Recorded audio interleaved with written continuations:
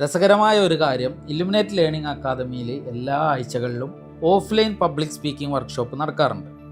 വളരെ limited seats ആണ്, അതുകൊണ്ട് തന്നെ പെട്ടെന്ന് ഫില്ലായിട്ടാണ് പോകാറുള്ളത്. അങ്ങനെ 10 പേരടങ്ങുന്ന ഒരു ബാച്ച് ഒരു സൺഡേ പ്ലാൻ ചെയ്യുകയും പിന്നീട് വന്ന ആളുകളെയൊന്നും നമ്മൾ എടുക്കുന്നില്ല, അല്ലെങ്കിൽ നെക്സ്റ്റ് വീക്കിലേക്കായിരിക്കും അവർക്ക് എൻട്രി ലഭിക്കുക. അങ്ങനെ ഒരു ദിവസം ഒരാൾ കുറച്ച് ലേറ്റായി.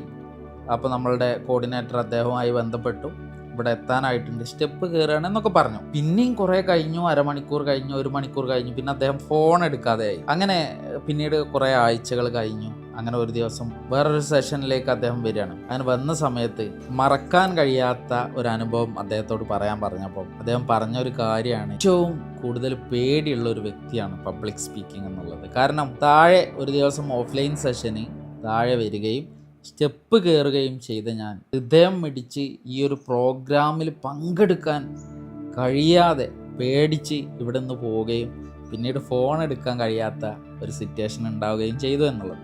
അത് അദ്ദേഹം പിന്നീട് എങ്ങനെ പറയുമ്പോഴാണ് നമുക്ക് മനസ്സിലാക്കാൻ കഴിയുന്നത്. അപ്പോൾ കോൺഫിഡൻസ് ബൂസ്റ്റ് ചെയ്യാൻ, കോൺഫിഡൻസ് ഉണ്ടാക്കാൻ ഏറ്റവും വലിയൊരു മാർഗം എന്ന് പറയുന്നത് പബ്ലിക് സ്പീക്കിംഗ് സ്കിൽ തന്നെയാണ്.